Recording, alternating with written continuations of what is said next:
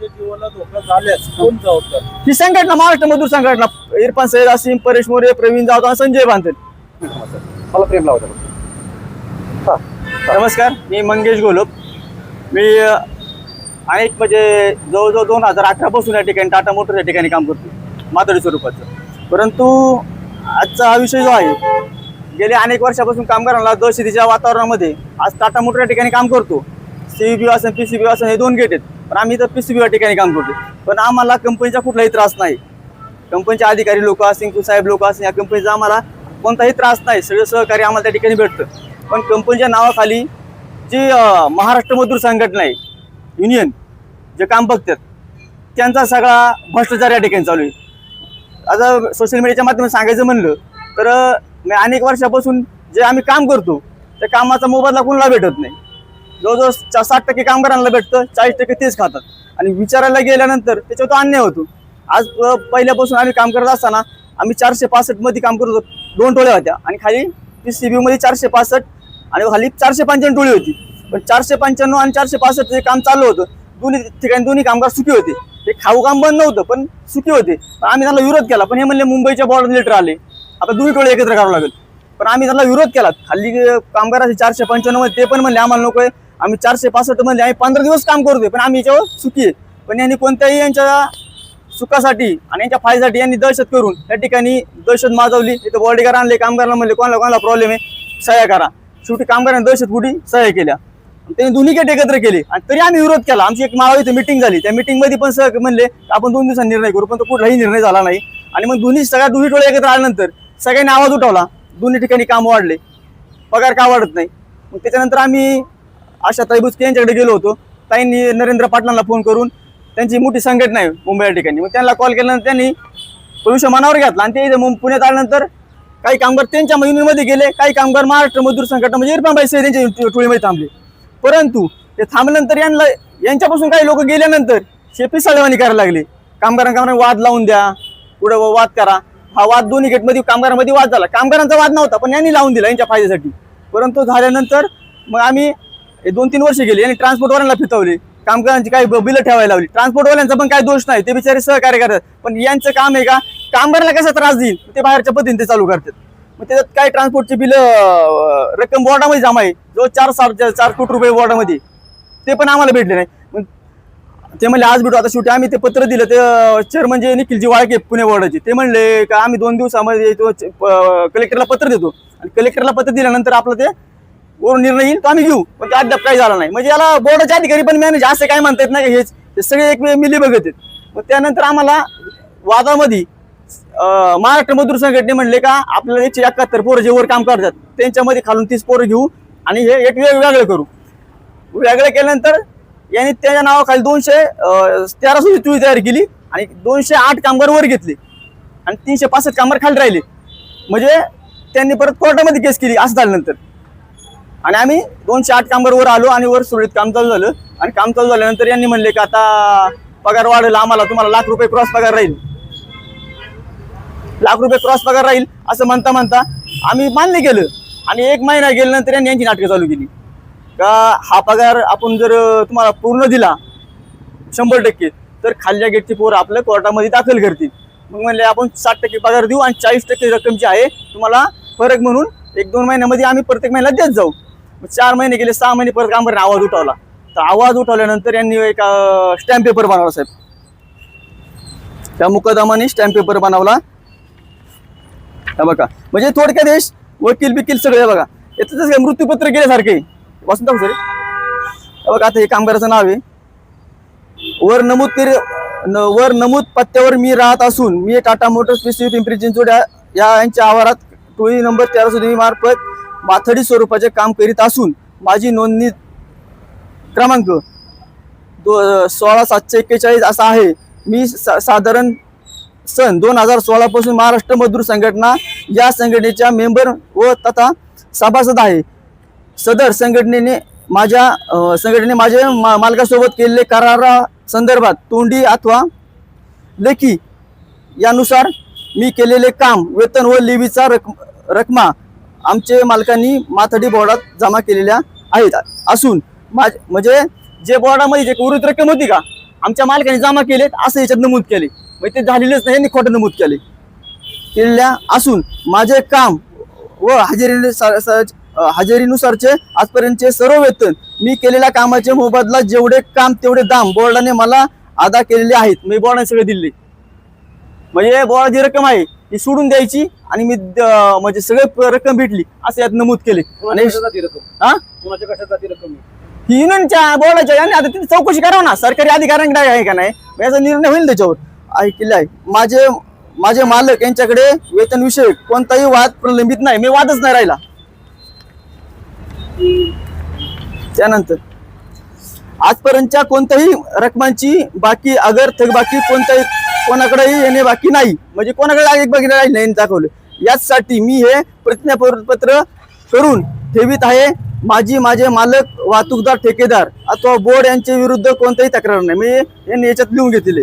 तसेच मी या प्रतिज्ञापत्राद्वारे घोषित करतो की माझ्या सेवाशक्ती ठरविणे त्याबाबत मालकांची कामांचे स्वरूप काम करण्याबाबत नियमावली ठरविणे बोलणे करणे म्हणजे बोर्डामध्ये कामाचे दर अथवा वेतन ठरविणे त्याबद्दल योग्य ते करार करणे याबाबतचे सर्व अधिकार मी माझे मुकादम श्री अविनाश जांभळे मी मुकादम आहे आपला व माझी संघटना या संयुक्तपणे बहाल करीत आहे. त्यांनी केलेले करार मदर ॲग्रीमेंट ऐका नाही 2 मिनिटं व त्यातील सर्व तरतुदी मला मान्य व बंधनकारक राहतील व त्याचे मी संपूर्ण पालन करीन.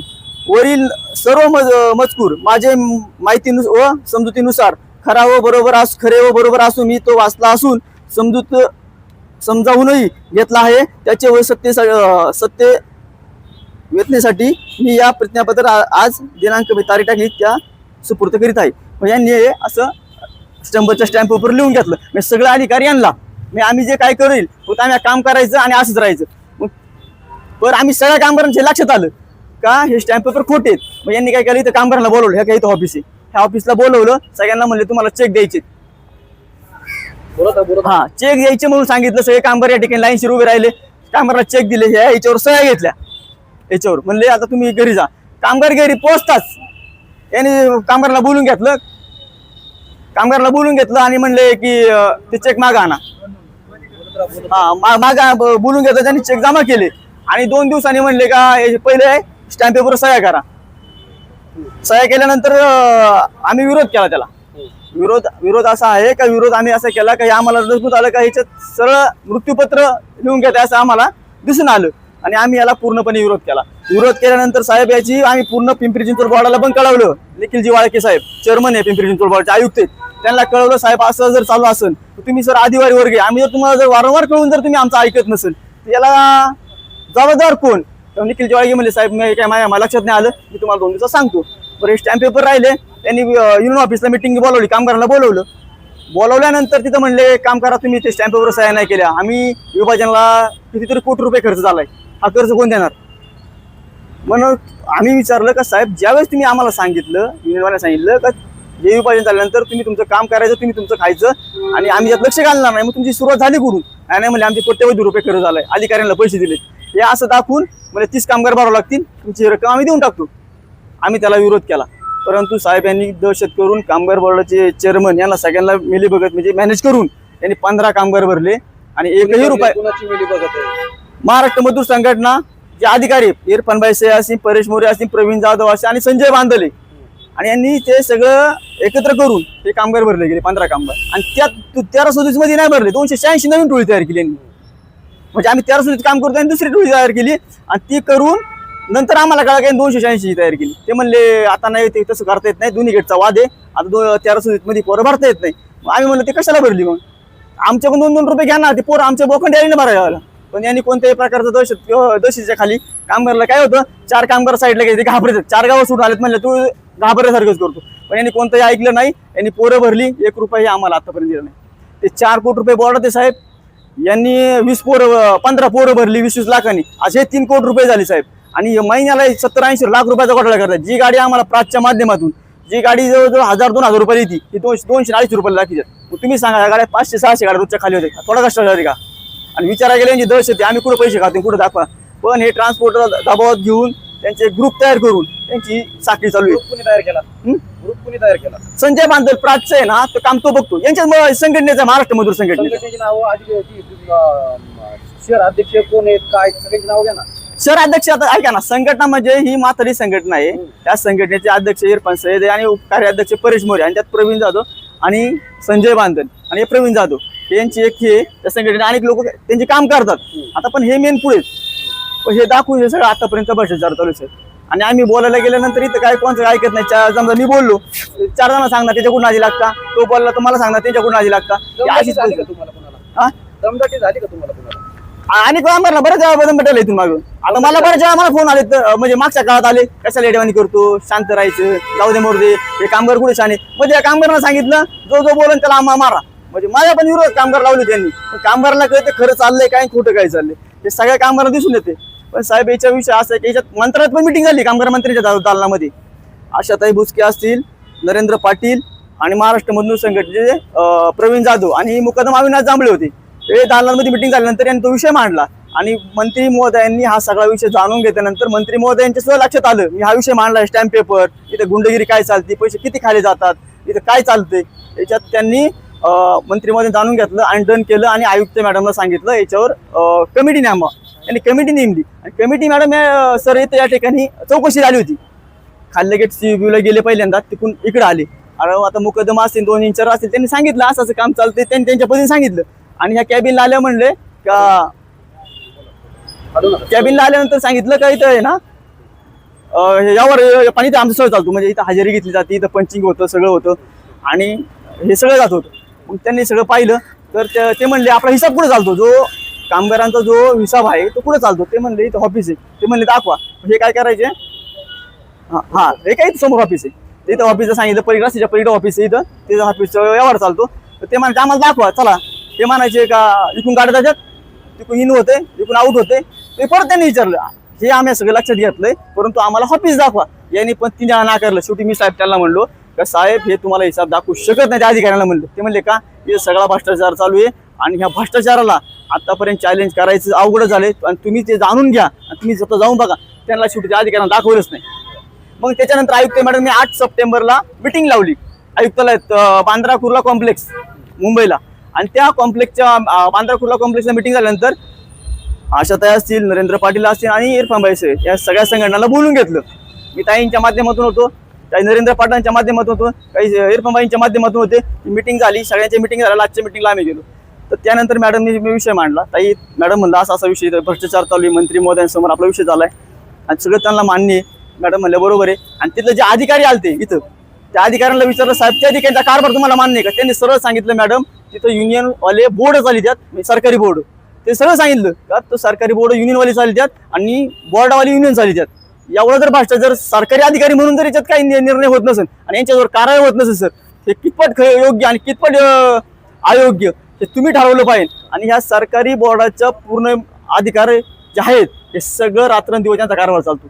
याची तात्काळ चौकशी होऊन यांच्यावर योग्य त्या कारवाई झाल्या पाहिजे आणि या संघटना यांच्या तात्काळ चौकशी झाल्या पाहिजे. आज कामगार मंत्र्यांनी आता आंदोलनचं हे चालू आहे, अधिवेशन चालू आहे, त्यांनी आता मिटिंगचा विषय घेणार होते. ते बोलले पण कामगार मंत्री चांगला माणूस आहे, आकाशजी फोनकर आहे ना, चांगलं म्हणलं पाहिजे. ते कामगारच्या हिताचा माणूस आहे, पण त्याच्या खाली जे अधिकारी वर्ग आहे हा पूर्ण भ्रष्टाचारी. एक मंत्री काय करू शकतो साहेब याच्यासाठी? आमची मागणी आहे जे 495 मधील कामगार आहे ते म्हणतात 40 कामगार वर घ्यायचे आणि त्यात 20 कामगार भरायचे. 40ही कामगार नको आम्हाला आणि 20ही कामगार नकोय.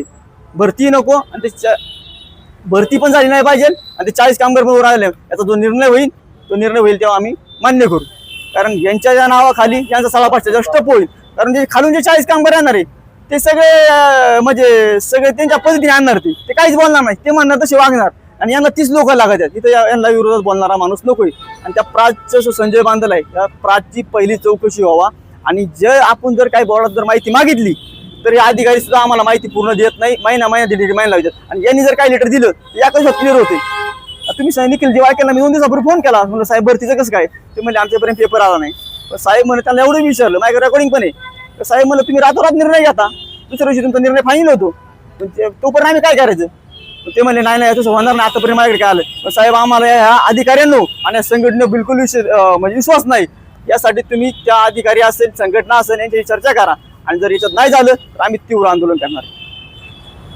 आम्हाला आमच्या मागण्या एवढ्या आहेत, बरोबर ना? काही काय मला चुकीचं असेल तर मला सांगा, म्हणजे काय होतं मी बोलतो म्हणून तुम्ही नाही. 495 मधले कामगार वर नको, मुद्दा नंबर 1 13,286 मध्ये जी भरती आहे ती बंद करावं. बरं 286 टोळी तयार केली, त्यातलं आमच्या 30% कामगारांनी काम वाटून दिलं त्यांना, म्हणजे ट्रान्सपोर्ट त्यात रजिस्टर केले त्यांच्या त्याच्यावर. म्हणजे हे हळूहळू त्यात 286 केलं ते बाकी सगळे कामगार रस्ते होतील. यांचा धंदा आहे हा, यांचं सांगण्याचं तात्पर्य. आणि कोणत्या नेत्याकडे गेलं आता, हा जवळजवळ महाराष्ट्राच्या मंत्र्यांपैकी जवळजवळ 50% मंत्र्यांना हा विषय माहिती, खासदार आमदार हे सगळ्यांना माहिती. म्हणजे तुम्ही आवाज उठवताय म्हणून आवाज उठवतोय. हा तुम्ही कमी करायची आणि तुमचे कामगार काढून टाकायचे आणि तुम्हाला नाहीच करायचं. हा उद्या म्हणणार का कंपनी उद्या काम केलं, उद्या काय करायचं, म्हणजे कोणतंही ऍक्शन 1-2 महिने गेले की यांचा काहीतरी आवाज उठतो. 2 महिने गेले की यांचं काही ना काही नवीन नवीन येतं, हे कुठेतरी थांबलं पाहिजे. कामगार म्हणजे मंत्री महोदय आहेत ना, समजा आम्ही प्रत्येक मंत्र्यांकडे आलोय साहेब असा विषय मांडलेला आहे. आता आपले आमदार महेश दादा लांडगे असतील, महेश दादाला पण माहिती आहे, खासदार आढळराव पाटील जो माझे खासदार त्यांना माहिती आहे, आशाताईंना माहिती आहे, आपले शिवसेना तालुका प्रमुख माऊली आपलं भाऊ पाटे यांना पण भाऊभाऊनी पण याचा मनावर विषय घेतला होता. आणि आपले रामशेठ रेपाळीत त्यांना पण विषय माहिती, आणि एकनाथ शिंदेना पण आम्ही भेटलोय, देवेंद्र फडणवीस साहेबांनी पण हा विषय घेतलाय. सगळ्या हाय लेवलला विषय साहेब हा, आणि त्यांनी सगळ्यांनी क्लिअर करायला सांगितलंय, पण अधिकारी काही हालचाल करत नाही खाली. आणि आम्ही म्हणत नाही मंत्री महोदय असेल किंवा राजकीय नेते यांनी आम्हाला त्रास दिलाय, पण त्यांचा सगळ्यांचा सहकार्य आहे. परंतु हे अधिकारी आणि हे एकत्र होऊन सगळ्या गोष्टी केल्या जातात. यासाठी आम्हाला तात्काळ ह्या बोर्डाची चौकशी आणि या संघटनेची चौकशी होऊन आम्हाला योग्य तो न्याय मिळावा, नाही तर तीव्र आंदोलन करणार. आणि आंदोलन शिवाय गेल्याशिवाय, मंत्रालयासमोर जाऊन काहीतरी वेगळं केल्याशिवाय याला काही फरक पडणार नाही. आता एक 8 दिवसाची मुदत देऊ आम्ही, 8 ते 15 दिवसाच्या. आता बोर्डात बशी करू, एक आंदोलन इथं करू पुण्यात, एक आठवडा मंत्रालय बशी करू, त्याला काही पर्यायच नाही. आता शेवटी 10 तारखेपर्यंत अधिवेशन झाल्याशिवाय काय करता येत नाही. साहेब धोका तर आहे बऱ्याच दिवसापासून. आता माझ्या आता मी रूमवर पर्यंत माझ्या गाड्या मागे पुढे गाड्या असतात, यांचं काय आपण जीवाला घाबरतच नाही, करायचं जनतेसाठी. काय कोणतरी तुकाराम मुंडे तयार झाला पाहिजे ना. भ्रष्टाचार जर हा निघाला नाही साहेब, तर ह्या म्हणजे आता हे कामगार आहेत हे उद्या सोडून जातील, नवीन कामगार येतील, हे आयुष्यभराची पिढा आहे यांच्या मागे. त्यासाठी आम्ही वारंवार वाळके साहेबांना म्हणत असतो, सरकारी अधिकाऱ्यांना हे ट्रान्सपोर्टर सगळे तुमच्या ताब्यात घ्या. जीवाला धोका झाल्यास कोण जबाबदार? ही संघटना, महाराष्ट्र मजदूर संघटना, इरफान सैयद, असीम, परेश मोरे, प्रवीण जाधव आणि संजय बांधल यांनी मागेल ती मागच्या 2 वर्षात वाणी साहेब आले होते. वाणी साहेबांना हा विषय माहिती, यांनी गुंडा पाठवले त्या घरी. पण ते कसं होतं, तो माणूस पण थोडा घाबरला आणि त्यांनी घाबरून तो संजय बांधल त्यांच्या सारा घरी जायचा आणि त्यांनी तो विषय स्टॉप केला. असं मुख्यमंत्री, उपमुख्यमंत्री एकनाथभाई शिंदे असतील, परत सुनेत्राई पवार असतील, यांना एकच सांगणं आहे का ह्या लबाडांचा बाजार उठून सर्वसामान्य माणसाला, गोरगरिबांना न्याय द्यावा, हीच आमची मागणी आहे. आणि आम्ही ही मागणी त्यांच्यापर्यंत पोहोचवलेली पण आहे. आणि ती मागणी आम्हाला मान्य आहे का हे अधिवेशन झाल्यानंतर ते करतील, परंतु तुमच्या मीडियाच्या माध्यमातून, फेसबुक लाईव्हच्या माध्यमातून हे तुम्ही वरपर्यंत पोहोचवावं, हीच आमची मागणी.